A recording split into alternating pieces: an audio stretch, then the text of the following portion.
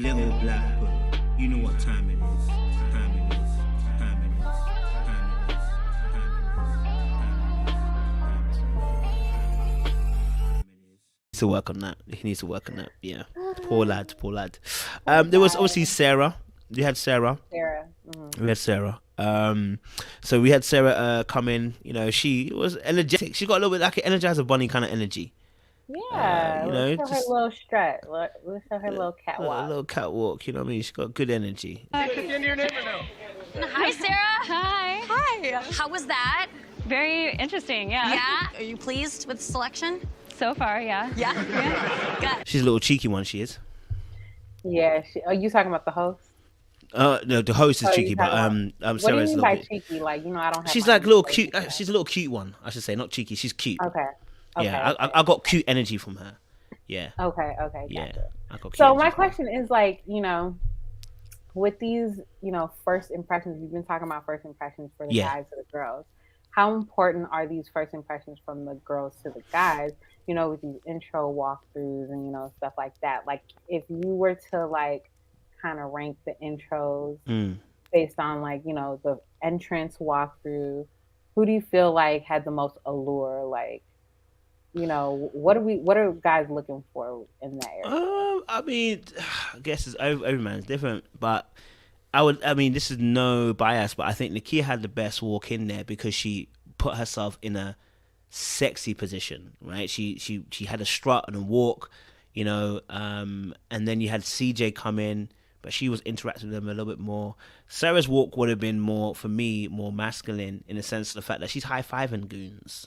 You know what I'm saying, right? Like, and that's really so. If you, all her energy for me was quirky, really, really quirky. Whereas CJ's energy wasn't as quirky, even though CJ's the quirky one. So that tells me that CJ knows how to turn it on and turn it off. She knows when she has to be quirky, when she doesn't have to. But Sarah's generally kind of got this little quirk about her. Not nerd, but she's got this little quirk about her. I don't want to say lack of confidence. It's just a quieter confidence. So although she was coming out like an Energizer Bunny, the high fives are very dudeish. Like you high five and everybody did it. Homie vibes. Yeah, homie vibes. I'm not gonna say it's a turn off for anyone, but people are gonna read it and see what kind of girl you are. Do you know what I mean? Mm-hmm. Whereas if you're talking about that girl that turns heads completely, if she does the high fives, you are gonna reduce her level. She's no longer at 10 now. You're going to bring her down slightly. Because you need to see that elusiveness, the mystery. The high fives is not mystery, okay? So when Nakia walks in, walk on the strut, that's going to be like, okay, who's that? Okay, how can I get close to her?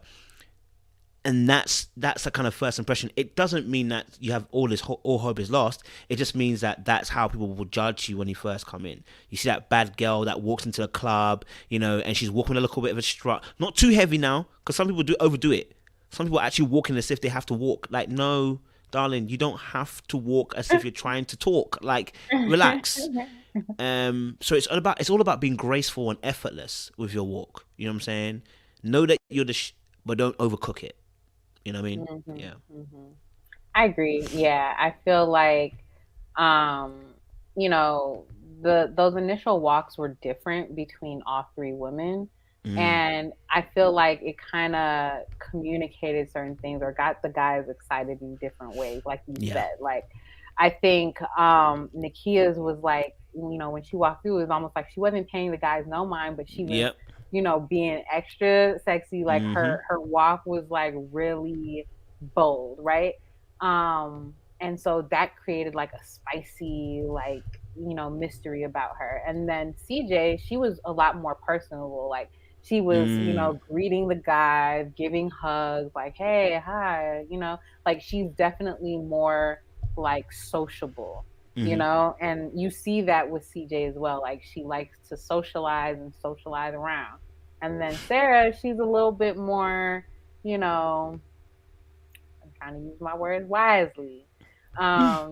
She's a little bit more maybe shy. We'll use that word, right? Yes, that's the only one. So, her walkthrough was just, I'm just gonna, get past this like walkthrough of all these guys looking at me, high five, high five. Like, the high five was, I'm friendly, but like I'm also shy. So she was trying not to come off standoffish, but that's where that quirk comes in because she was a little stiff.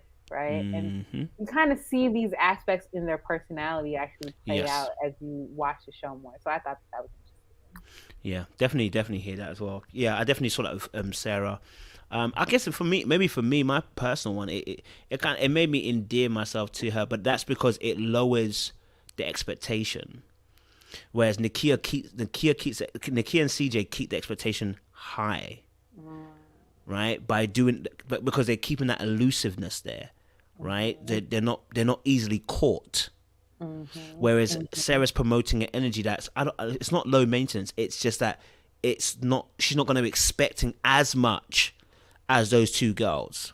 So the approach that you're going to have is going to be slightly different, right? But you have to be very careful of this, right? So you have to be very careful because obviously either approach will draw certain type of men to you. But yeah, definitely when I saw Sarah, I was like, okay, would I be as scared approaching Sarah as I would be Nakia and CJ? No. Because she's not provided the elusiveness, like you can't get me. I'm too much for you. And you have to do it not that you're arrogant about it. You have to show that energy without saying it. And that's what the walk you're talking about. Even when the host asked her, she seemed a little bit nervous. She almost had to rearrange her dress a little bit. It was all quirky. It was. All a bit quirky. Yeah. It was.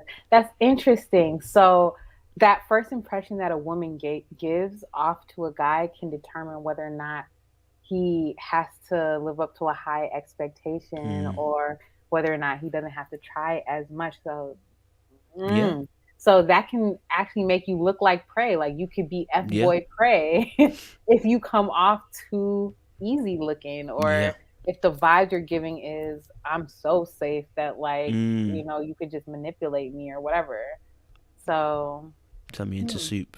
Yeah, absolutely. Yeah. So, yeah, I mean, the counteracting for that is that, if there is, bad guys out there, you have the opportunity to set boundaries, right? And that actually will keep them even more away because his initial thought was that he thought he could. And once he gets there and realizes there's a fortress there, he goes, oh, okay, maybe not then. You know what I mean? Like, that's even more scarier because he really did put you lower. And when he got there, he realized you're not there. He will just leave you alone. You know what I mean? And that you're not fine dining of the meal, right? He's not trying to collect you.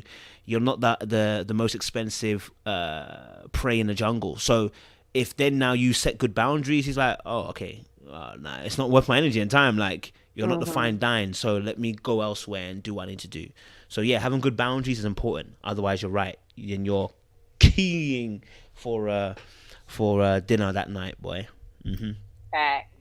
Yeah. Okay, so she had a date, or she went to the mixer.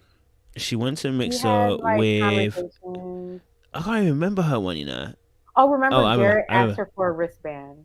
Yes. Okay. Yes, that's true. Yeah, I got a little clip here where he actually does it. Let's get it out. Chat with me. Yeah, I was just wondering if I could have the VIP bracelet. I feel like that's valid. So here you go. Thank you. I don't wait at the door at the club ever. It was sickening watching Major Fboy vibes. Fboy vibes, but we gotta do a special just on Garret. Like I'm telling you, like he is the ultimate Fboy of all time. Exactly. Ever. Put that in the pocket, baby. Let's go. Because remember, before he even approached Sarah, he was trying to get at CJ. You remember that? So before he decided to approach her, he was first had his eye on CJ, and he walked up to her and was like, "You're the most beautiful girl I think is on this island," or whatever. And then she pretty much shut him down, right? And then his next one was like, he zoned in on Sarah, like, okay, well, I'm gonna go for the girl who's basically friendly and quirky and probably easy prey for a Fboy. And then all he had to do was ask for a wristband. That's it. Like he's getting into the club. But I think what it was the confidence and the assertiveness of it all. Like again, like immature minds will interpret that as, oh, he's being, a leader or like assertive, but really no, like he's just trying to, get in with the least amount of effort possible. Yeah, and obviously he's he's obviously confident beyond her, so it's gonna be like, oh, I'm catching this amazing guy because he's really confident, and it's like almost like she's shooting above her shot. Like, this guy's he's a good looking guy, he's not a bad looking guy or anything. So, I guess his confidence just kind of tickled her enough that she wanted to give him a wristband. I don't know. I said, darling, don't. But don't you think it's interesting how we just talked about the easiness in her walk? Yeah. And then the easiness in this giving a wristband. Like who you are will exude itself in every situation, So that's why I kind of did want to focus on their intro walks, because I feel like they were showing their personalities. Like, this is kind of how they're presenting themselves, and it kind of carries you in, basically every situation that they're operating, because who you are is going to exude in every situation. So she came through with the easy energy, and then you just kind of see that easy energy kind of also play out in that situation. Like, you're just gonna let him come up to you and just ask for a wristband. You're not gonna have him engage in a conversation, try to get to know you. Why is he worthy of a wristband? Is there any qualifiers? So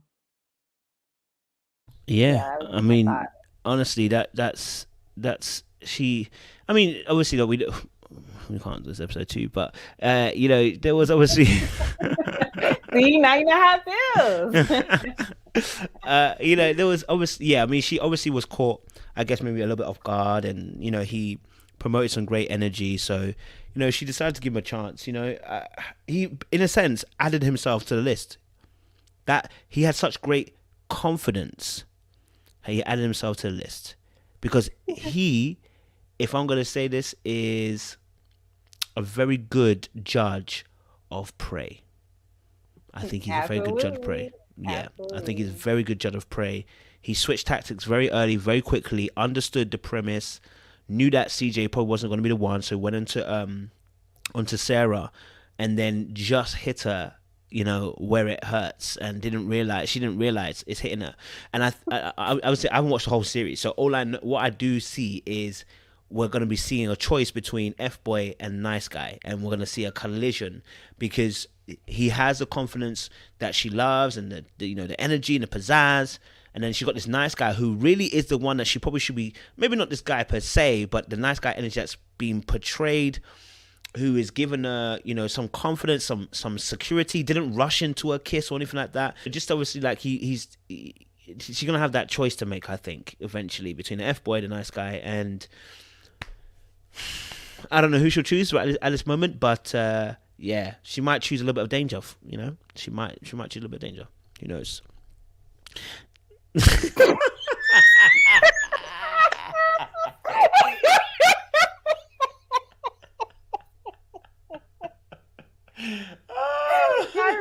I really hate that. You were really chewing your lip like, can't say anything here.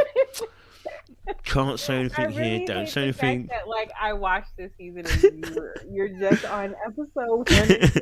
It's really I'm gonna need you to binge watch this before. You gonna suffer. You gonna suffer this one. No, don't make me suffer. You gonna suffer. Yeah. So there's so many times throughout this that I'm like you be saying something, I'm like, if he only knew.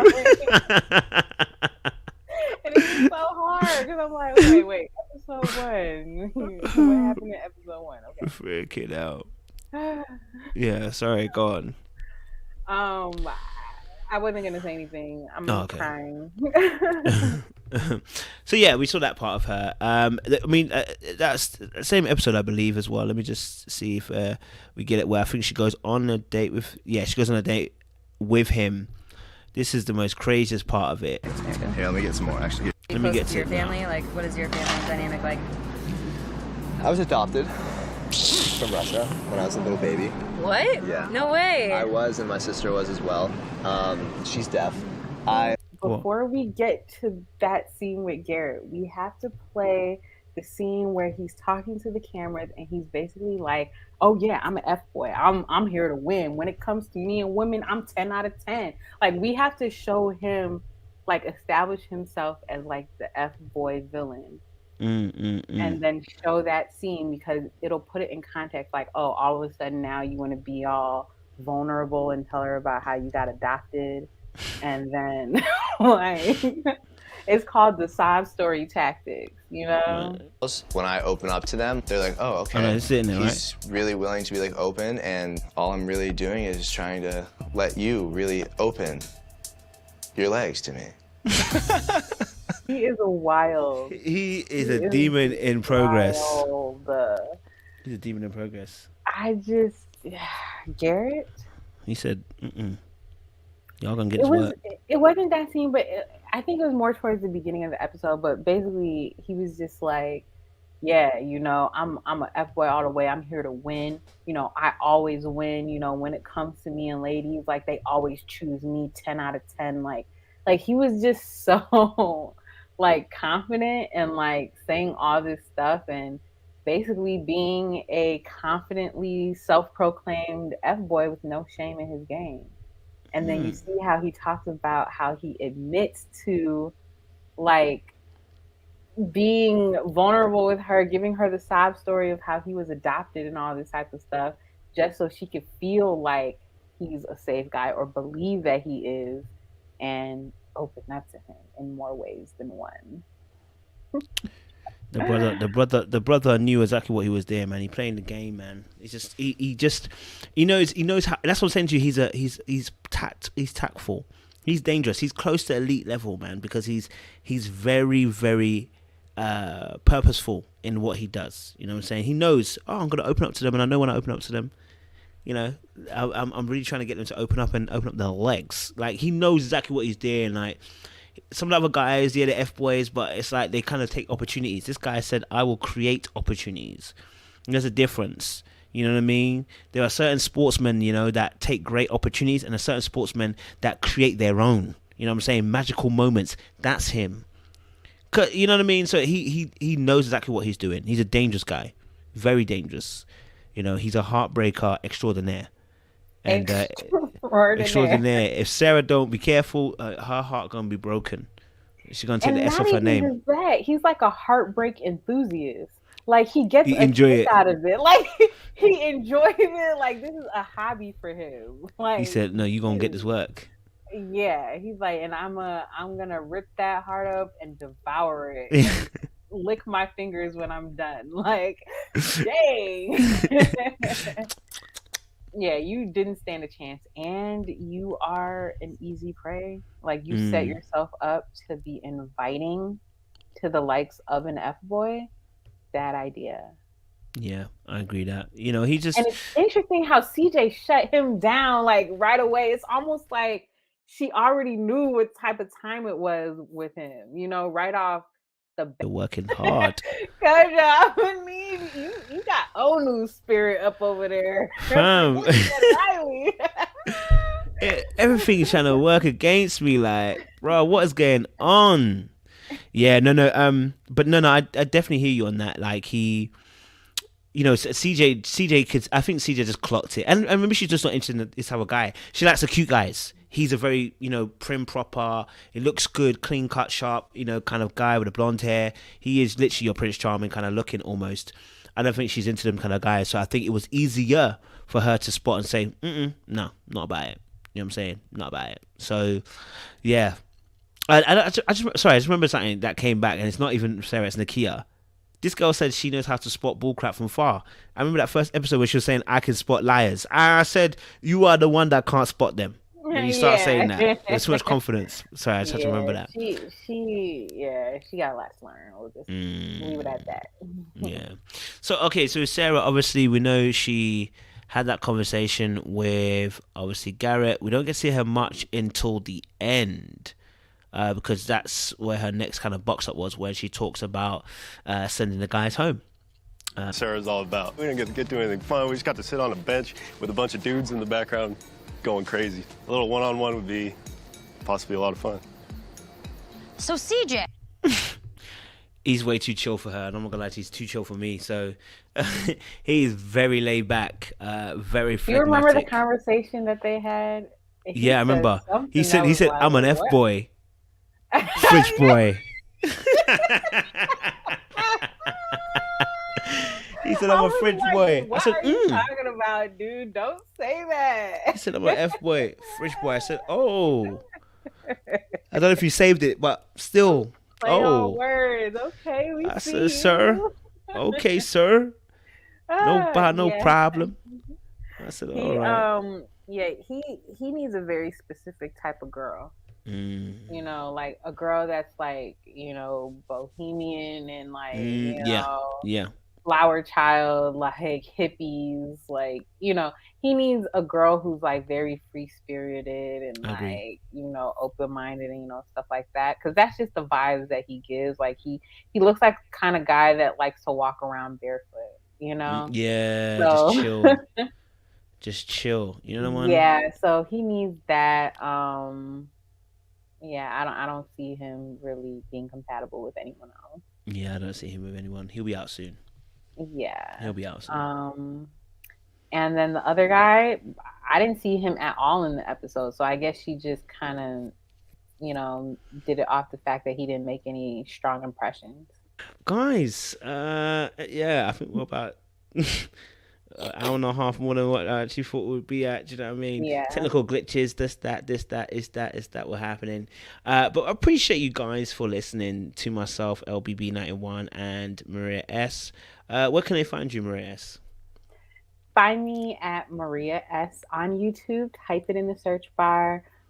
Subscribe and hit the bell button for the notifications of the uploads. You can also find me on Instagram. You can find the link to my Instagram below each of my videos. So just click it and follow me. Appreciate that. Well, guys, we will see you again soon for episode 2. Don't forget to like, share, subscribe, and click on both our channels, okay, for notification of the uploads. All right, click on that bell button. All right, we appreciate you. Stay locked, stay loaded. Get Maria out of here. Freaking hell. Get her out of here. We appreciate you guys. Get out of here. I'm ending the thing.